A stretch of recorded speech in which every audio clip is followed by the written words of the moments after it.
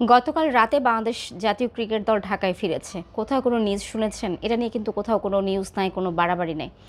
এর আগে যদি হতো তাহলে রাত যতই হোক না কেন সব সাংবাদিকরা কিন্তু বিমানবন্দরে উপস্থিত থাকতেন, তাদের কথা শুনতেন।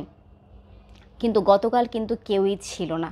শুধু একটা প্রতিষ্ঠান থেকে এটা কাভার করা হয়েছিল। এতটাই সব কিছু শুনশান নীরব ছিল যে লিটন দাস একটা কুকুরের দিকে তাকালো এবং সেটাকে স্লো মোশন করে কন্টেন্ট বানাতে হয়েছে। মানে এতটাই হচ্ছে নিউজ খরা, কে কথা বলবে, কে কথা শুনবে।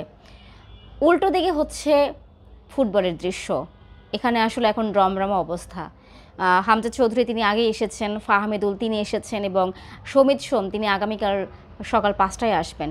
সব কিছু মিলিয়ে আসলে ফুটবলে খুবই চমৎকার একটা অবস্থা। এবং ফুটবলে যে কতটা ভালো অবস্থা সেটা হচ্ছে আজকে ভুটান এবং বাংলাদেশের ম্যাচ পূর্ব সংবাদ সম্মেলনে গিয়েছিলাম, সেখানে দেখেছি যে বাহুফের প্রেস কনফারেন্স রুমে তিল ধারণের ঠাঁই নাই।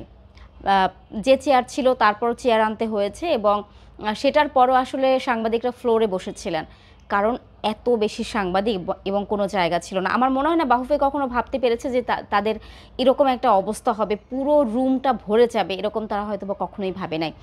যাই হোক, ফুটবলের খুব চমৎকার অবস্থা। পাশাপাশি আসলে আমার ক্রিকেটের জন্য খারাপ লাগে, এদের হচ্ছে একটা নাকুচু স্বভাব, একটা হামবড়া ভাব আছে।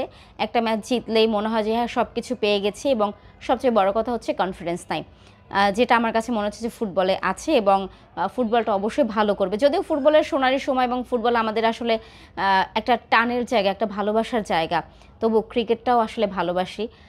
সুতরাং ফুটবলের পাশাপাশি ক্রিকেটটাও আবার জাগ্রত হোক, আবার জাগুক, আবার আমাদেরকে হাসি মুখ এনে দিক।